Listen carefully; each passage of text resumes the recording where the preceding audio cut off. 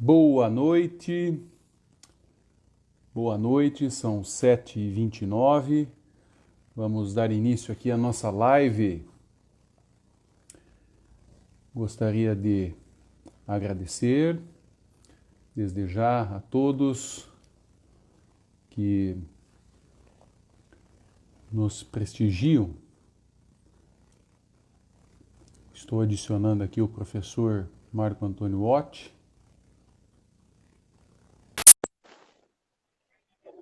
Olá, Karine, tudo bem? Cleverson.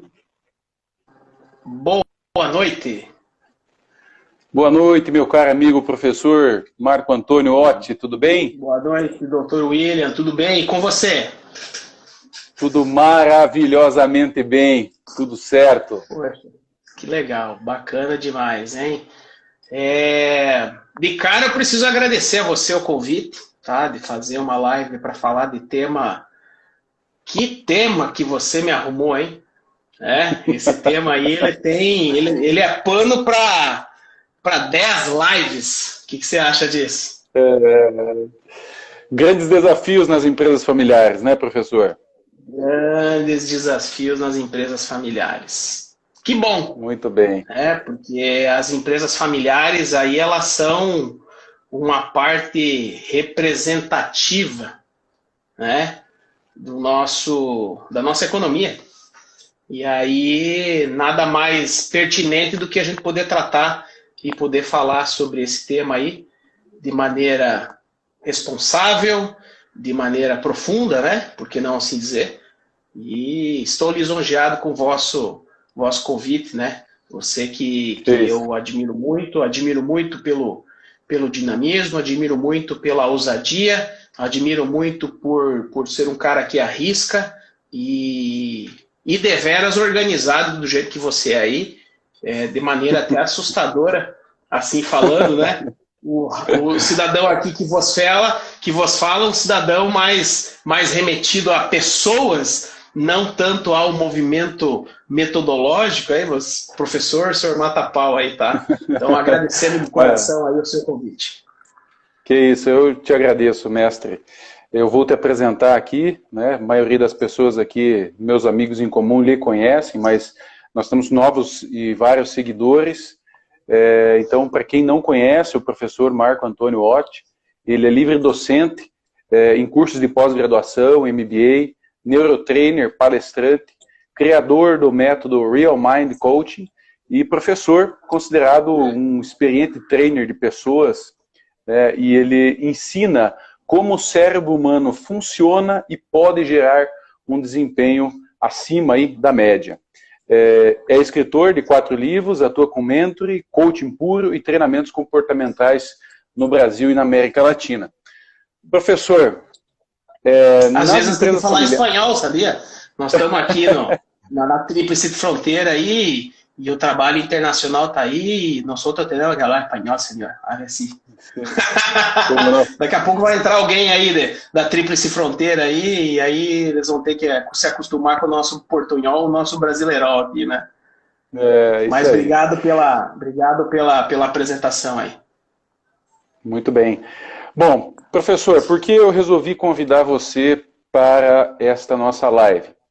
Porque nas empresas familiares que nós temos atuado, sobretudo em processos de sucessão, e não só a sucessão patrimonial, eu estou falando da sucessão empresarial, da capacitação, da preparação dos sucessores e também dos sucedidos para esse momento, que vai ser único e vai ser uma vez na vida só, nós temos percebido a necessidade desse desenvolvimento comportamental. E aí, né, nós que conhecemos o seu trabalho há mais de 3 anos, sou muito grato a muitos ensinamentos que você compartilhou conosco, uma pessoa muito importante na nossa vida, pessoa que eu tenho o carinho de poder chamar de amigo, né, e eu imaginei aqui que você poderia compartilhar um pouco do teu conhecimento também, nesse contexto das empresas familiares.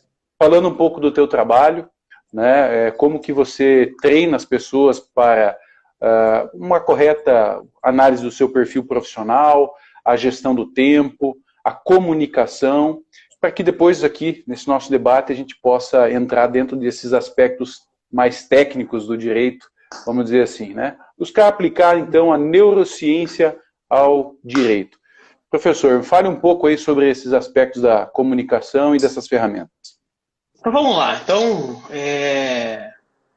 olha só que dado interessante. Você falou de sucessão. Existem algumas pesquisas que já identificaram um número que vale a pena a gente parar para pensar. A cada 100 empresas, certo? Uma centena, 1/3 vai ter sucesso na sucessão da segunda geração. Então é um número, né, que, vamos dizer assim, vale uma reflexão, porque quantas empresas nós temos aí, empresas familiares, comentava agora, elas movimentam parte significativa da nossa economia, e se apenas 1/3 vai ter sucesso, o que acontece com aquele outro resto lá? E aí vem uma característica muito importante, que eu acho que é onde eu entro com a maior atuação, é ajudar a esse contexto familiar, sair do contexto familiar e buscar, eu vou falar um termo para que as pessoas entendam, que é a profissionalização. Veja, a profissionalização da família é diferente de trabalhar um plano sucessório ou tudo mais. Por que a profissionalização da família se faz importante? Porque nós precisamos fazer com que as pessoas se comportem e tratem e se comuniquem, como você disse, com um pouco mais de assertividade, pensando naquilo que a empresa precisa que aconteça. Empresa familiar, se tu pega uma empresa de pequeno porte, pior ainda, né? O cidadão paga o mercado com o cheque da firma. Então, nós temos que ter isso. Porque empresa familiar, a maior marca de empresa familiar, doutor William, é conflito. E veja só, você falou, professor Marco, onde é que você atua hoje, né? Eu atuo nos conflitos. Eu gosto de dizer que quando a bronca é grande, alguém me chama. E o que são os conflitos nesse contexto todo aí? Esses conflitos, eles são entre... os estudos já mostram, né, que o maior conflito é entre irmãos e entre pai e filho. Olha só, os irmãos, o conflito é maior. E aí depois vem logo, em seguida, pais e filhos e outros conflitos. Mas esses dois são os conflitos que mais aparecem. E se você parar para pensar, pega irmão como exemplo. É uma sociedade imposta. O irmão não pode escolher ser sócio ou não, né? Ele vira sócio. E aí já começa um conflito aí. Porque você pega a questão hierárquica de uma família, né? Por que esse filho mais velho ele vai ter um pouco mais disso, daquilo, o filho mais novo, ele é o menos, sempre o mais vitimizado de todos, eu já fui o caçula, eu sei que é isso, e aí existe um contexto relacional dentro da família, que isto é bem verdade, né? Existe sim esse bullying entre família aí, né? E que gera esse conflito. O que é conflito especificamente falando? O que nós temos na área da comunicação? Nós temos pessoas que pensam diferente. E isso gera o quê? Gera discordância, gera divergência. A divergência, ela é tratada no contexto familiar como uma divergência tratada dentro desse contexto como uma divergência que é um confronto. Entendeu? E esse confronto aí, ele é um confronto que basicamente vai gerar o quê? Uma má comunicação. Essa má comunicação aí gera um conflito. Claro. Então, o exercício de se... Deixa eu conectar o outro fone aqui. O exercício de se fazer uma boa comunicação é um exercício. E esse exercício, muitas vezes, ele não é aplicado porque muitas das pessoas elas não entendem ou elas desconhecem como que uma comunicação ela pode acontecer. Entende? Claro. Então, veja, compreender o conflito na causa e não na competência é uma boa dica. E isso Perfeito. também não é fácil dentro. Uma coisa que tem que ser falado do conflito é assim, eles podem ser reduzidos, mas os conflitos nunca serão eliminados. Tá? Certamente. E aí vem o tema da comunicação. Ela precisa ser fluida, ela precisa ser extremamente transparente, e aí entra profissionais como eu o faço, como até um apoio externo de mediação para muita coisa, para conseguir fazer com que os pares consigam permitir com que esses conflitos e essa comunicação flua, né? Então a primeira dica dentro da área da comunicação do que a gente fala do conflito é começar a falar sobre as causas da coisa e não sobre a consequência, porque o conflito ele é totalmente natural, né? Isso aí é histórico. Vou te dizer que não é um problema de empresa familiar, todas as empresas, o tema da comunicação devia ser muito mais e melhor tratado no ambiente acadêmico, inclusive, não o é, né? As pessoas estão cada vez mais se comunicando menos e pior, tá? Claro. E nós temos que entender que essa má comunicação, diante de uma divergência, vai gerar o conflito. E aí é que acontece os ânimos, porque tem uma palavrinha no cidadão e nas pessoas chamada emoção, né, que é esse temperinho, tá, associado a um egoísmo, muitas vezes de uma posição hierárquica dentro da família. Dentro da palavra egoísmo nós temos 3 letrinhas chamadas ego, né, e aí nós temos vamos dizer assim, um ruído maior do que tudo isso. Uma coisa importante a ser dita aqui é que quando você fala do ruído entre irmãos, e você também tem que dizer que tem o ruído entre pai e filho. E tem um dado interessante, você acredita que as pesquisas já estão identificando, daí as mulheres estão ganhando, porque a sucessora mulher ela tem conseguido mais espaço numa sucessão, segundo as pesquisas, do que o sucessor homem. Talvez por sua graciosidade, talvez por poder falar de um jeitinho de conquistar, ou é o bibelozinho do pai, não sei, né? E os homens estão batendo um pouquinho mais de frente, né? E a maior dica no termo sucessão, usando a comunicação, é não tratar a sucessão como um evento. A sucessão, ela precisa ser um processo. E esse processo, ele precisa ser um processo realizado com calma. As coisas precisam acontecer com naturalidade. O que mais dói num pai e numa mãe que construíram uma família, e aí poucas pessoas falam isso, mas eu vou dizer porque é a verdade, o pai e a mãe que construíram a empresa lá, eles estão vendo a empresa como mais um filho deles. E aí diga para um pai que ele vai ter que dar o filho dele para alguém, né? Então aí que começa, não é fácil, não é simples, né? Não. A desconexão disso, dizer assim, mas como é que eu vou botar na mão dele? Mas será? Mas e a experiência que eu tenho? Será que ele está preparado para isso? E o meu filho não está preparado. Daí vem, ele nunca vai ter preparado, porque ele vai ser o bebê. Se não existe um plano de sucessão estratégica para isso, e for tratado como um processo, né? Aí vai cair naqueles 75% lá das empresas que não dá certo. E uma coisa importante quando a gente fala de estratégia é falar de planejamento estratégico. E eu vou te dizer que dentro de empresa familiar, a minha expertise tem mostrado que esse tema da estratégia, do planejamento estratégico, ele é muito importante.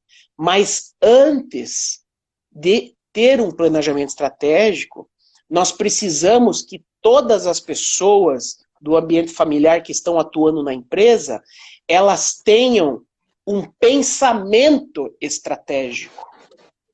Porque senão aquele plano estratégico, aquele planejamento estratégico, ele vai vir somado a mais ruído ainda, doutor. E esse pensamento estratégico é todos sabendo que existe este planejamento, então eu não vou ficar botando o meu pitaco, porque a gente planejou, a gente afiou antes. né? E aí vem uma coisa interessante, porque dentro das famílias sempre tem alguém que é o apaziguador da história, tem, né?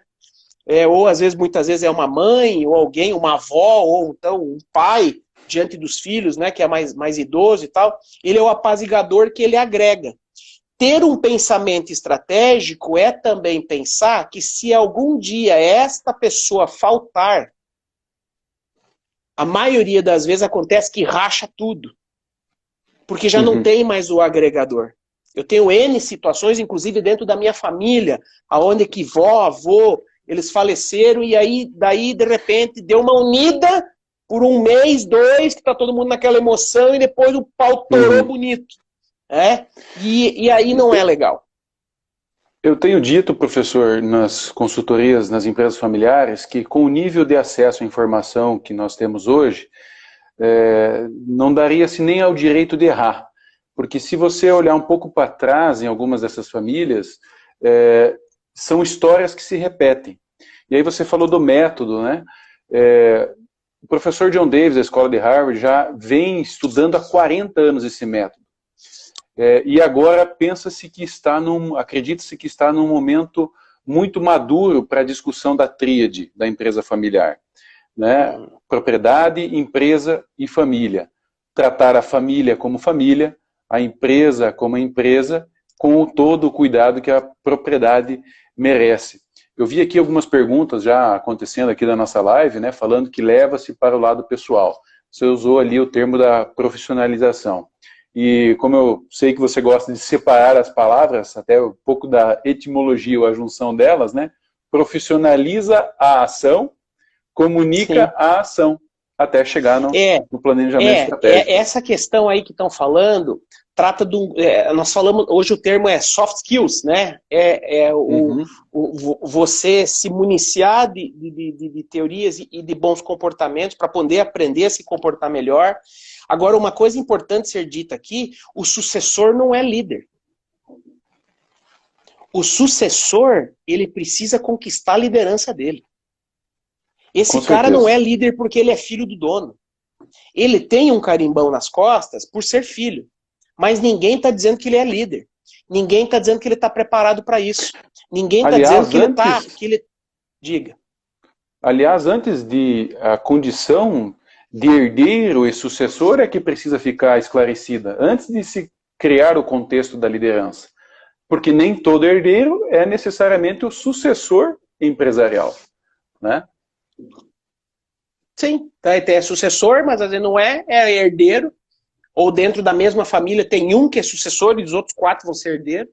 Aí esse cara já fica doído porque ele trabalha, daí o pai já fica com dó, dá o mesmo salário para os outros 4, né? Então isso acontece muito dentro de empresa. Uma das ferramentas, professor, que a gente tem sugerido para as empresas familiares, neste contexto, que a gente está debatendo aqui, é a implantação de um sistema de governança corporativa. Né? Governança, o ato de governar.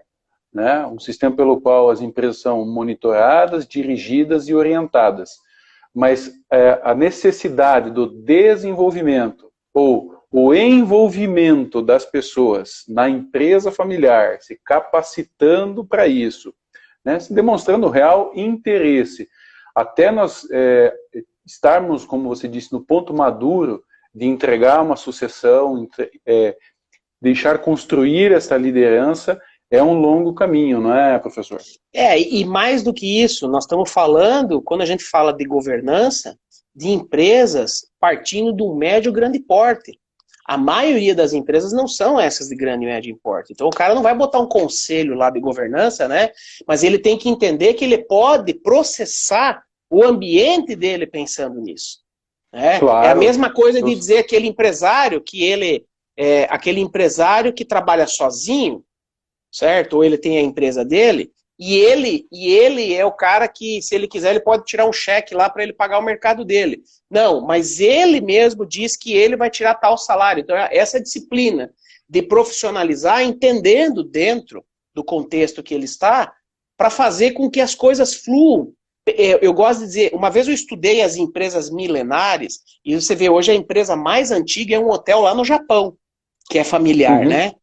1836, se não me engano, cara. Tá? Então veja, mas são pouquíssimas que são milenares, né? E uma vez eu entrei em contato com uma pesquisa que começou a levantar essas questões do que são essas empresas que são centenárias e depois milenares, né? O que elas têm em comum, né? Então a primeira coisa que chamou muita atenção é que os gestores anotavam as coisas não eram no gogó. As coisas eram documentadas, as conversas são documentadas, as reuniões são organizadas. No Brasil a gente usa fazer ata, né? Então é a primeira coisa. A segunda coisa é essa maneira de se relacionar. Essa maneira de se relacionar, claro, o oriental ele tem uma outra cultura, mas essa maneira de se relacionar na hierarquia funciona muito bem. E no Brasil, infelizmente, não. O filho, pai, não é tão simples, né? Então, assim, nós temos que pensar que... Aí veio uma frase que eu queria dizer. Geralmente é a família que resolve as questões da empresa. Mas, na verdade, o que funcionou naquelas empresas milenares é assim. É a empresa para a família. A família só faz aquilo que a empresa precisa que seja feito. E aí nós precisamos de uma cultura modificada, aonde que muitas vezes a família, se não tem um mediador, não tem um profissional de fora, ela não consegue implantar isso. E duas ferramentas do direito, professor, que a gente tem aplicado nesse contexto, é o acordo de sócios, para regulamentar as questões de propriedade, e o protocolo de família, para regulamentar essas relações. E aqui que cruza, né, a neurociência com o direito. Né, essa necessidade do desenvolvimento comportamental, seja ele de liderança, de empreendedorismo, de conhecer o próprio negócio, de cabeça de dono, né, essa expressão que eu sei que você usa bastante, né, treinar as pessoas como cabeça de dono, tanto para o herdeiro quanto métricas também para o sucedido, né, para aquele comandante. Né, da palavra você vê, o cabeça de dono começa pelo dono, né? O cabeça de dono começa pelo dono, porque ele vai ter uma cabeça de dono entendendo que existe um processo a ser implantado e seguido. E que isto não é de curto prazo. As pessoas acham que o cidadão vai virar um gestor em 2 anos, 1 ano, e não é assim. Nós estamos falando aí de questões de médio a longo prazo, William. Vamos falar aí numa situação comum de que pudesse ser feito, é o quê? 5 anos, 10 anos, né? 15 anos, tá? Tem um cidadão que perguntou aqui para você, doutor, se existe um nível patrimonial para iniciar esse planejamento aí. Existe?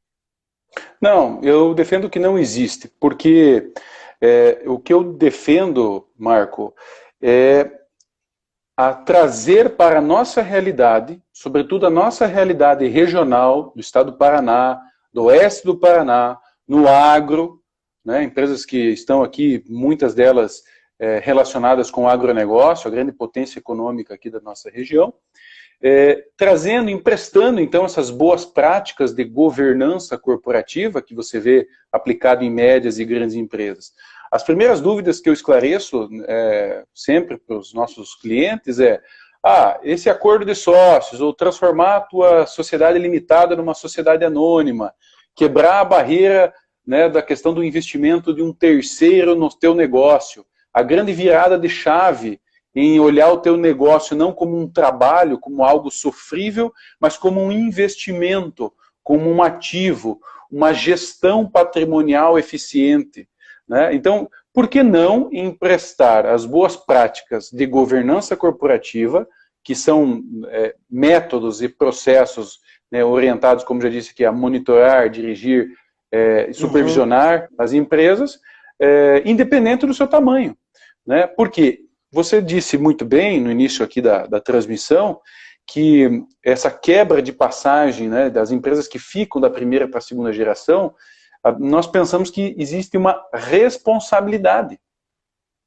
Veja, tecnicamente dentro do direito, né, quando a pessoa abre uma empresa, constitui uma empresa, o que ela deposita lá? O capital social.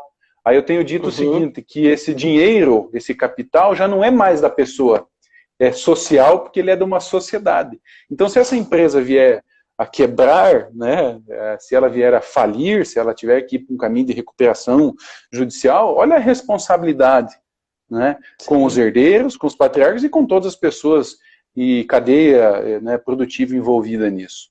Então, a base de tudo, né, professor, é nas pessoas, para daí se chegar numa E veja, quando você equalização fala, patrimonial eficiente. quando você fala de responsabilidade, olha que interessante, uma percepção. Os sócios, os sucessores, né, todo mundo acha que tem que trabalhar na área administrativa da empresa.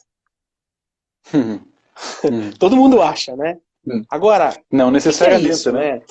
A Ângela comentou aqui, quando tem intimidade a gente começa a falar as coisas, a gente fala as coisas e tal, então eu quero ser gerente. Legal, quer ser gerente? Tá preparado para ser gerente? E às vezes não é isso. Às vezes não é isso. E às vezes tá fora, é estudar para depois voltar a se preparar. Então tem muita coisa diante de um plano que precisa acontecer, né? Tu imagina aqui as empresas familiares aí em pandemia, né? Que as que tinham plano já estão com delay aí, imagina as que não tem, né? Se tu pedir para o filho se ele quer uma empresa, ele vai dizer o que agora nessa situação? Que nunca vai querer ser empresário, porque o pai vem estressado etói, tiro e vai, né? Então, no almoço de domingo o assunto é? O assunto é porque você não fez, porque tá errado, porque o fulano isso, porque aquilo, que o Cleiton, né?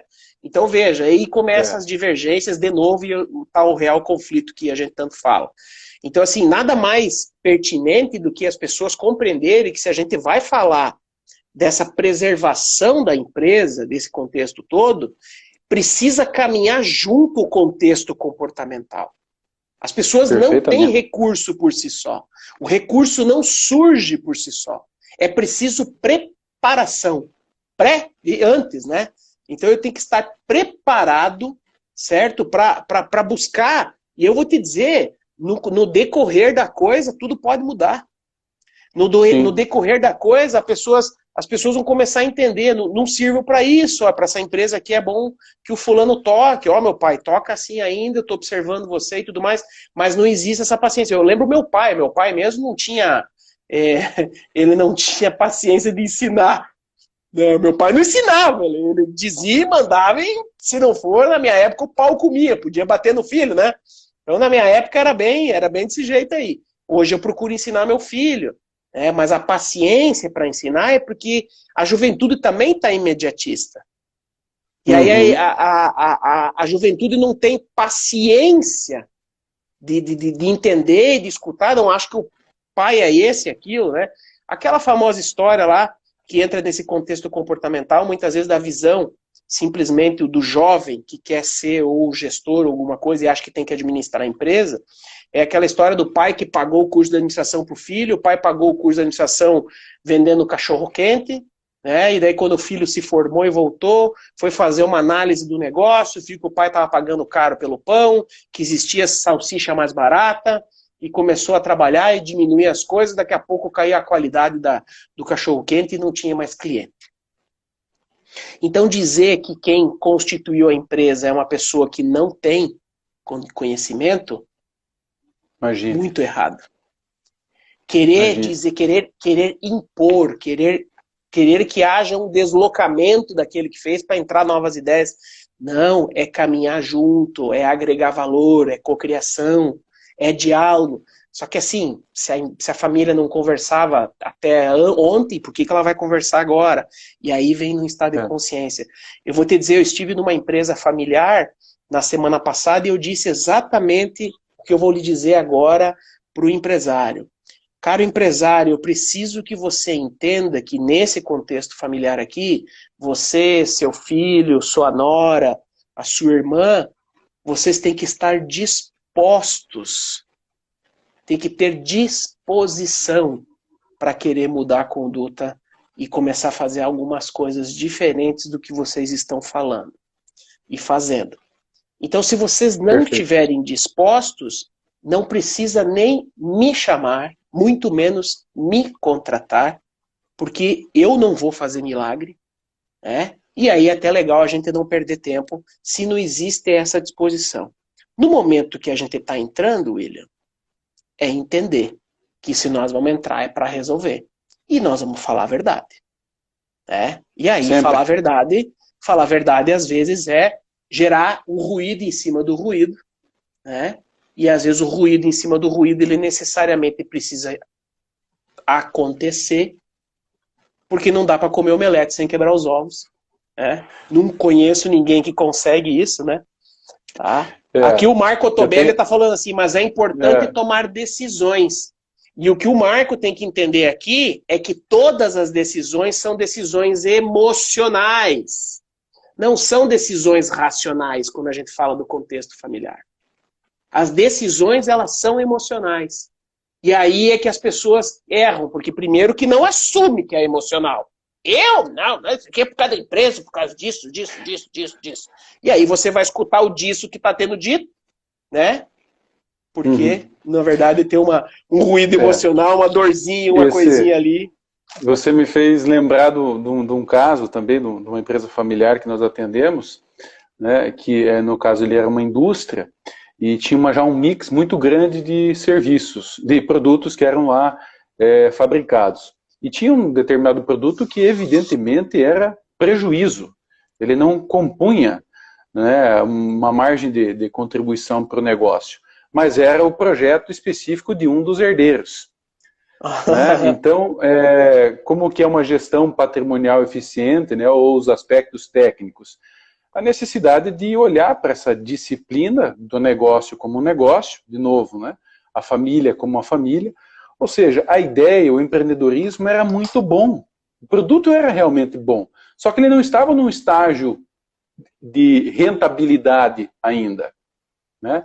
E como que se resolve isso dentro da gestão patrimonial? Por que não, então, criar uma empresa específica e viável para aquele negócio? Né? Então, são... O Marlon pergunta assim, deu uma travadinha aí, William. Tá? Eu acho que tu vai ter que voltar a tua historinha aí, porque cortou. Ficou uma bolinha aqui na tela aqui. Tá? Mas conte aí.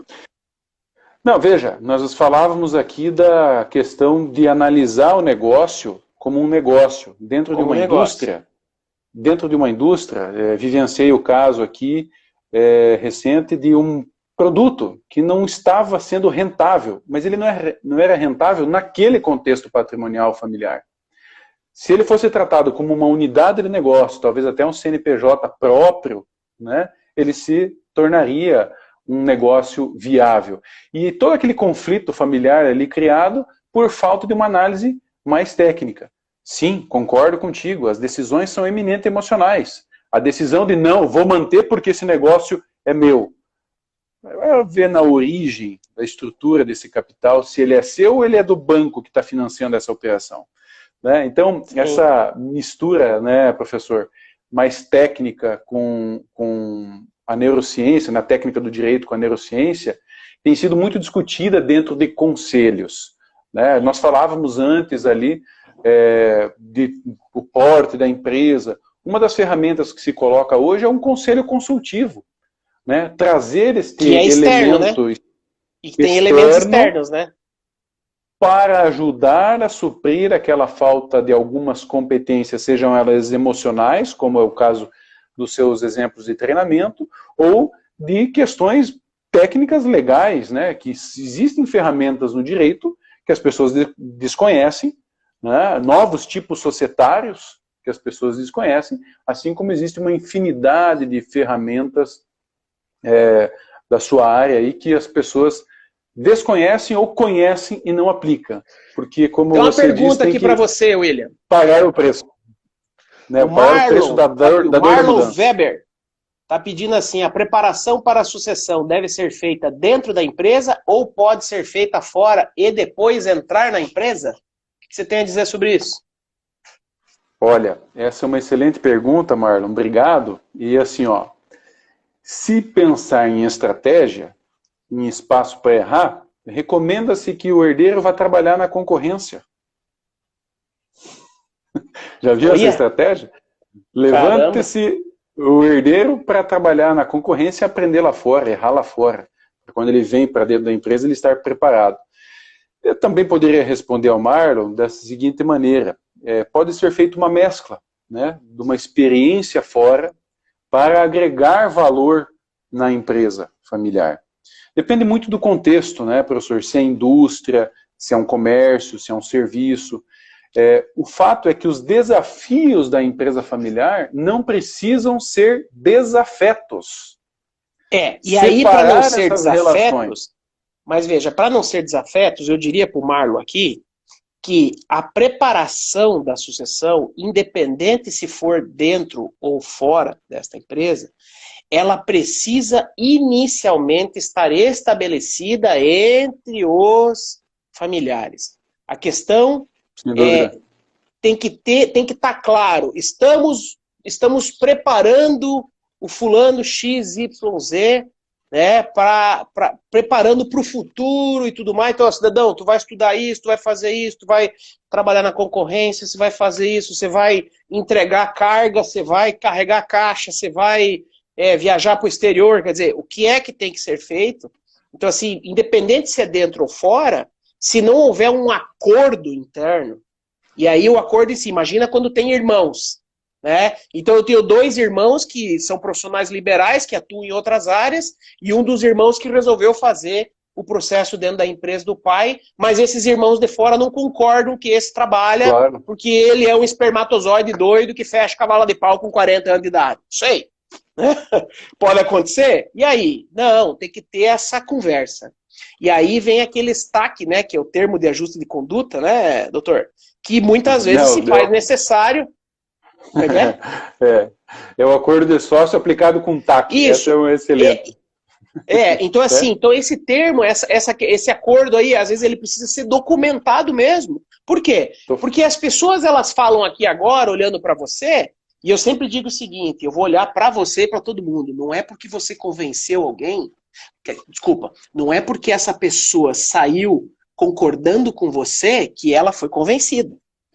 Fato. E aí depois nós temos um baita de um pipinão aí. Por quê? Porque aí o cidadão volta para casa, tem a esposa, mas a mulher do outro lá comprou um iPhone, e aí?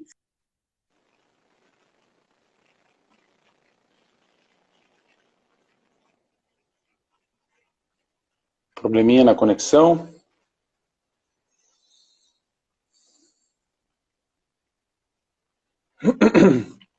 Aguardar aqui o retorno do professor Marco.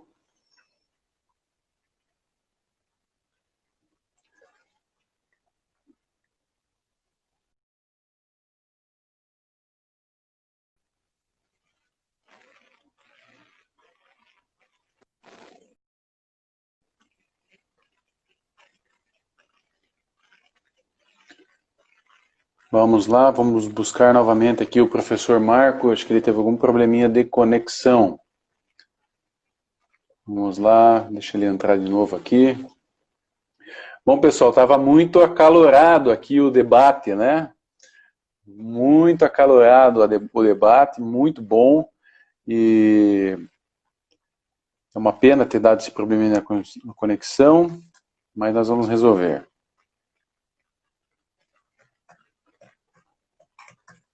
E nós falávamos ali do TAC, né? O professor Marco brincou como um TAC, num termo de ajustamento de conduta, mas era um acordo de sócio. Está voltando aqui.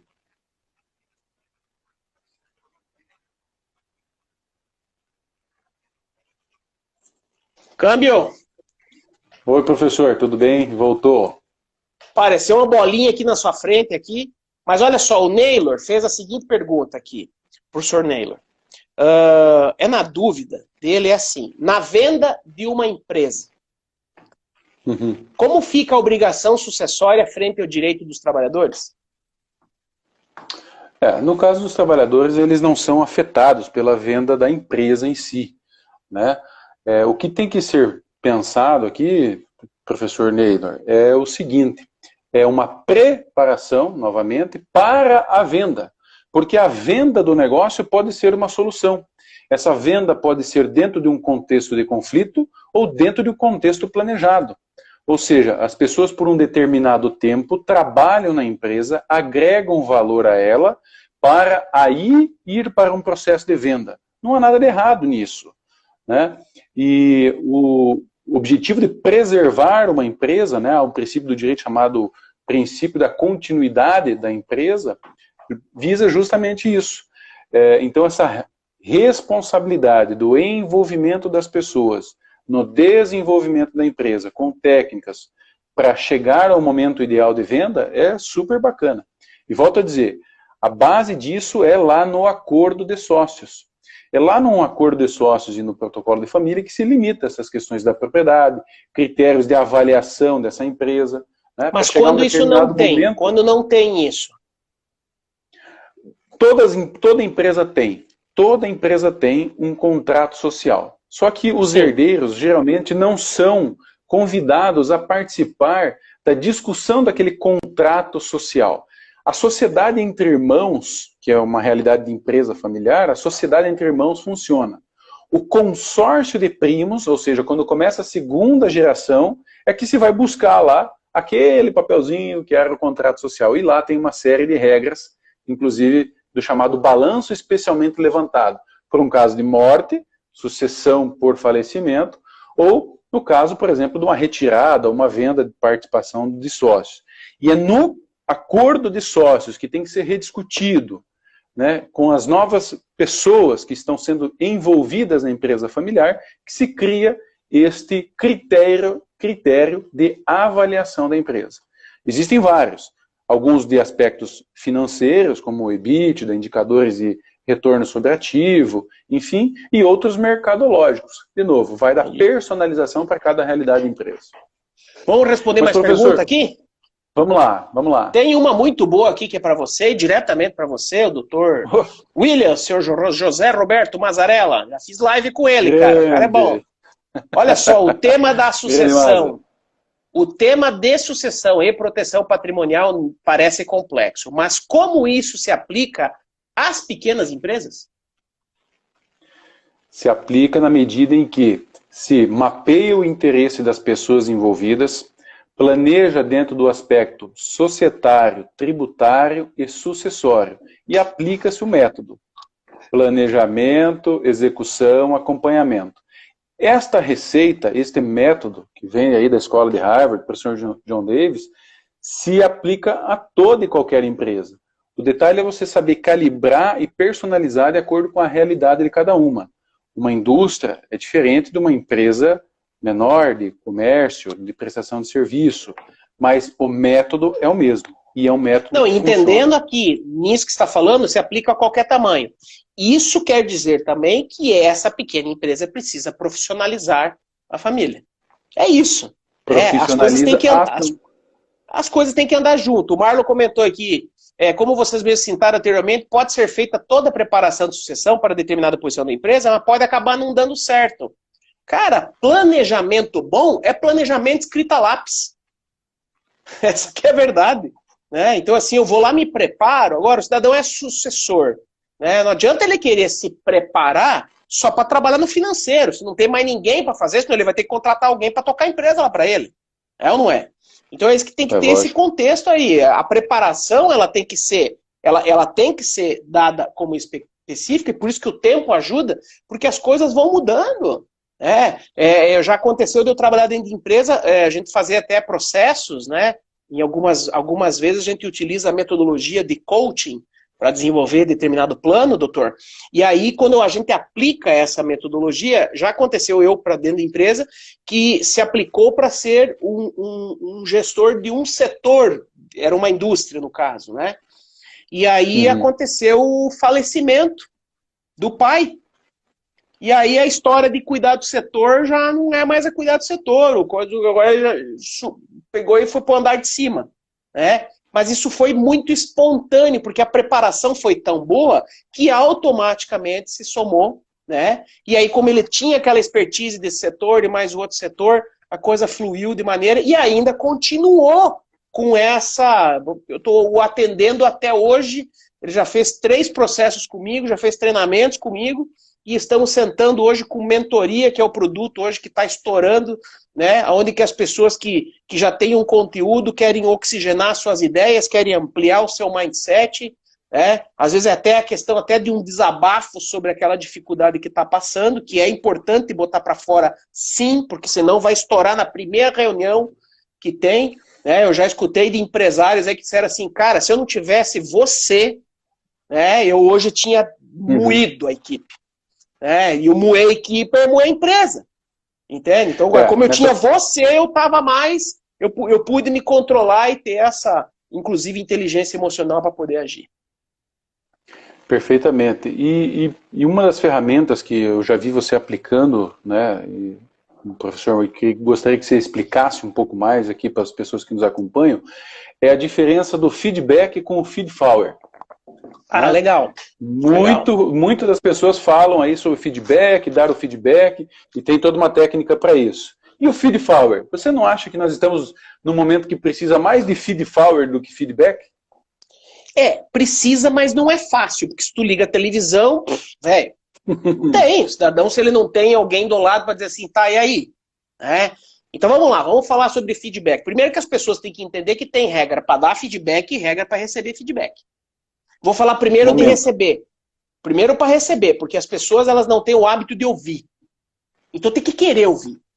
Você quer trabalhar conflito, você quer trabalhar dentro de uma empresa familiar, então você quer que as pessoas ouçam o que você está dizendo, mas você não se permite escutar o que está sendo dito pelos outros. Pronto, ruído, conflito, pau, contrato marco para resolver que tu sozinho não vai conseguir. Fato. Então assim, a primeira regra, a regra do escopo para você receber o feedback são 3, né?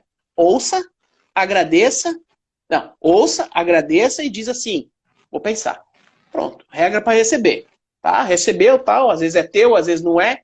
Né? O Mazzarella tem uma frase que diz assim, se doeu, pega que é teu, se não doeu, não pega, né? Então, né, se doeu é teu, ponto final, né? leva no bolso.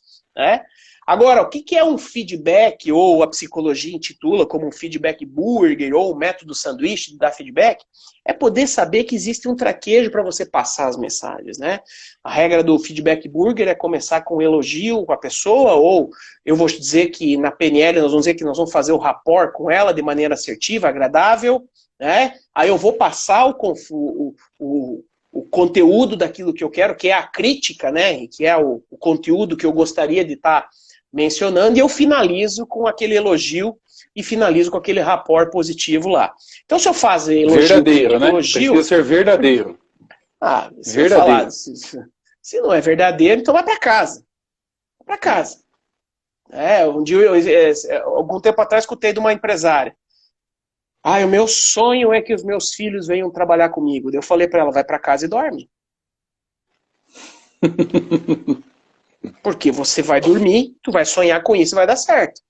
Agora eu preciso dizer para você que o teu filho, ele tem medo de você porque você não explica, você grita, você não tem paciência, você acha tudo que ele faz está errado, e boa parte do que ele faz está errado.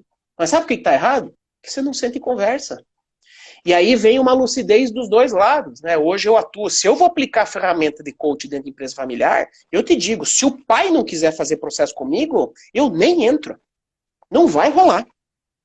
Porque ou ele entende algumas coisas e também faz o esforço dele, e o outro que está aqui também entende algumas coisas e faz o esforço dele para as pessoas chegarem nesse patamar aí. E antes que você fale do feedforward, veja como isso se relaciona com o direito. Porque se fala com um jargão da passagem de bastão. Passagem do bastão, é uma analogia muito utilizada. Eu busco utilizar nas empresas familiares uma analogia da aviação. Né? Atenção, torre de comando. Né? Permissão para entrar na pista. Permissão para decolar. Permissão concedida. Né? Isso é um feedback, é uma espécie de feedback, é uma espécie de ferramenta aplicada. E você ia falar do feedforward, professor? Que tem essa retroalimentação aí que você está dizendo. Né? Então, se eu não tô atento a isso, é problema. E eu vou te dizer, eu comecei falando essa live hoje, que o contexto, a maior preocupação é o conflito. Então não precisa fazer muito esforço para ter conflito. É só olhar torto, que é 60% da comunicação, para fechar o pau. Olha, doutor, eu participei de reuniões de empresários, de empresas familiares, e os caras viraram a mesa. Eu perdi notebook, perdi data show, viraram a mesa. Caiu biscoito, caiu a água de todo mundo, porque um virou o incrível Hulk lá, virou e começou, tá, e aí?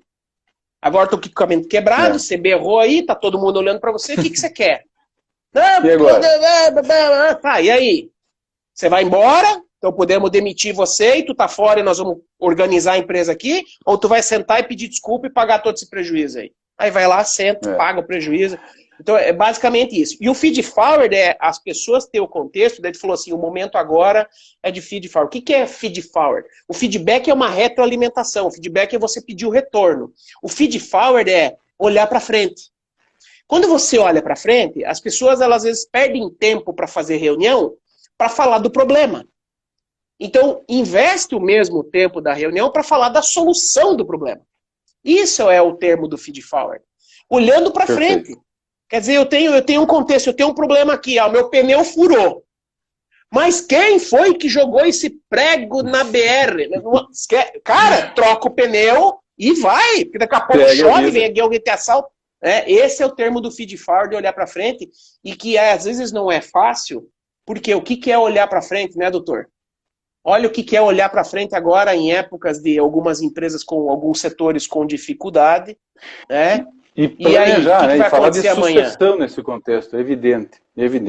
Vamos planejar e vamos fazer o quê, né? Quero agradecer, nosso tempo da live infelizmente está terminando. Quero agradecer... mas você esqueceu de uma coisa, hein? Você esqueceu de uma coisa, você desligou e ligou de novo, tu tem mais uma hora. Olha, se as pessoas quiserem continuar conosco aqui, vai ser um prazer. Escreve aí, faz pergunta aí, povo, daí a gente fica, senão bora aí, né? Veja, eu quero trazer mais um contexto aqui do feed forward, porque este, Dr. William, é um exercício. Olhar para frente é um exercício. E quando você falou assim, olha, a analogia de passar o bastão. A analogia de passar o bastão é um contexto do esporte, sendo que o esporte treina. É ou não é? E as empresas, eles acham que não tem que treinar. Então, esse passar o bastão aí, para poder passar o bastão, os caras treinam muito para conseguir aquele cara pegar o bastão, o outro passar, para ter uma sincronia da coisa, sem gerar. Nós estamos falando de ruído e conflito, doutor, entre pares da família. Nós não estamos falando nessa live, por enquanto, dos conflitos que vai gerar com os colaboradores dessa empresa por conta da família. Aonde que aquele gerente vai ser mal falado porque não está trazendo um resultado, sendo que ninguém senta para alinhar com ele. Então, hoje o contexto é muita autonomia para aqueles colaboradores e muito alinhamento. Para você ser uma pessoa e um gestor que está proporcionando alinhamento, você tem que ter conteúdo. E é esse o escopo que as pessoas têm que entender que elas precisam treinar esse aspecto aí. Não cai do céu. O treinar pode ser leituras, treinar pode ser uma faculdade, treinar pode ser um processo do coaching, o treinar pode ser um treinamento para quebra de crença, o treinar pode ser ir lá, ver como é que é, conversar com quem está vendo o problema lá na hora, e aí com o feed forward olhar para a solução das coisas, né? Porque existe dentro das empresas, no contexto comportamental, um esforço muito interessante, que é o esforço por intenção. E esse esforço por intenção, ele não traz produtividade. E é diferente, eu tenho muitas pessoas com muitas intenções boas, mas não traz resultado. E aí não adianta, gente, porque empresa, ela é uma empresa que tem um objetivo financeiro. No final das contas, a última linha do balanço, esse número ele precisa vir. E se não vier, não adianta o cara querer ser sucessor de uma empresa. Não adianta. Sucessor do quê? E aí, de dívida. nesse contexto, professor Marco, eu gosto de falar muito da diferença da sociedade limitada com a sociedade anônima. Quando nós podemos aqui na nossa região virar a chave, quando eu disse no sentido de olhar para o negócio como um investimento e trazer essas boas práticas de governo, de governança, para dentro da empresa, é olhar para aquilo como um negócio. Então, como é que você quer ter lá um herdeiro sucessor cuidando, entre aspas, do dinheiro, se ele não interpreta corretamente o balanço e não consegue fazer o planejamento do seu fluxo de caixa? E se não Simples ensina assim. isso para quem está vindo? Ó, o João Borges colocou um negócio que é bem interessante que eu escuto muito. E aqui eu quero convidar o João para que ele reflita na pergunta que ele fez e na resposta que eu vou dar. Ele colocou, é muito complexo o tema da sucessão, se vai dar certo ou não uma loteria. Não é verdade. Não. É uma loteria quando o pai, a mãe, o filho, eles não sentam para conversar. Aí sim é loteria. Agora, quando a gente profissionaliza os processos, a comunicação, profissionaliza o jeito, sim. E aí que tá. Ele bota aqui, empresa de pequeno porte, a chance de dar certo é grande. Sim, empresa de pequeno porte é mais fácil do que a grande. A grande dá 7.000 vezes mais trabalho, é ou não é, William? A pequena empresa nós resolvemos o negócio da pequena empresa em 1 ano, se todo mundo quiser se comportar e tiver consciência e pagar o preço. Pagar o preço é pagar o preço da dedicação, pagar o preço de mudar o meu jeito, de ter mais respeito, né? Uma coisa interessante que se fala muito em família é ter empatia. E eu vou te dizer que a neurociência quebrou todos os meus preconceitos sobre empatia. Isso é recente, tá? Veja, o que é empatia para você? O que é empatia para você? A capacidade de compreender o outro e entrar no mesmo nível. Ó, entrar no mesmo... As pessoas dizem assim, se colocar no lugar do outro, é verdade ou não é? Sim. Doutor William, imagine que eu pego a sua mão. Estica ela aí, peguei. Esticou? Peguei. Imagine que eu estou tocando a tua mão, o que você está sentindo? É, uma boa analogia. Me diga, o que você está sentindo? O que você Como se sente? Você estivesse tocando. Mas você sente o quê? Você sente a minha mão? Não, não necessariamente. É uma você imaginação. Sente a sua mão. Você sente a sua mão quando você pega a minha mão. Imagina você pegando a mão da sua esposa. Quando você pegou na mão dela, você não sentiu a mão dela, você sentiu a sua mão encostando na mão dela. Então, quando as pessoas falam da empatia se colocar no lugar do outro, o que é? É basicamente dizer que eu ranquei meus neurônios, botei aqui e agora estou sentindo o que está sentindo. A neurociência diz que isso não existe. Na prática, isso não existe. Então, empatia é entender que o outro é outro. E eu respeito ele como ele é, eu respeito ele nas limitações, eu me respeito. Isso é ter empatia dentro de uma empresa familiar e nas relações familiares. Então é isso que eu acho que nós precisava falar e fechar esse negócio aí, botando essas informações. E para fechar com essa tua fala da empatia, eu lembro da lição do professor Lauro Lauretti, aos seus 91 anos de idade, no IBGC, Instituto Brasileiro de Governança Corporativa. Tive uma aula com ele, e toda a aula focada em ética, ética e ética, e é muito comum você encontrar isso como valores das empresas familiares, e ele dizia assim, o respeito vem antes da ética. Então, para construir um bom acordo de sócios, para construir um bom negócio, né, antes de tudo nós temos que ter o respeito às pessoas, às diferenças, né, e desenvolver, né, professor, as capacidades que faltam, treinar as boas capacidades que tem, contratar boas pessoas para as capacidades que faltam, né, e aí poder gerar aí a preservação da empresa familiar. Professor, eu não sei se o tempo aqui vai ser suficiente no sentido de 1 hora, né, porque é o que o Instagram nos permite, estamos com 58 minutos. Podemos deixar aqui o desafio de talvez marcar mais uma live ou até mesmo um webinar, né, fechado aqui para a gente falar mais de ferramentas específicas do direito, da neurociência. Acho que é um desafio bacana. Então, vou convidar as pessoas aí que mandem perguntas no direct, façam seus questionamentos, marcamos um outro momento aqui para responder essas perguntas aí.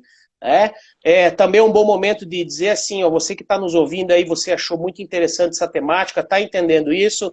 Eu e o professor Willy, nós estamos nos propondo a fazer um webinar, uma sala de treinamento para a gente ficar um tempo aí falando sobre isso, respondendo perguntas. Vai ser uma turma fechada, Nós vamos convidar algumas pessoas para a gente sentar com elas de maneira virtual nesta sala, trocar figurinha, né? Obviamente que a gente vai vender o nosso trabalho também, porque a gente quer ajudar com que essas empresas elas se envolvam em seu desenvolvimento e que as coisas deem certo, né? Caindo fora desses jargões, como o João colocou, é uma loteria e é mesmo, né? A maioria, legal. 75% vai para o pau. Achei bem legal o que o João colocou, porque é uma pura de uma verdade mesmo, né?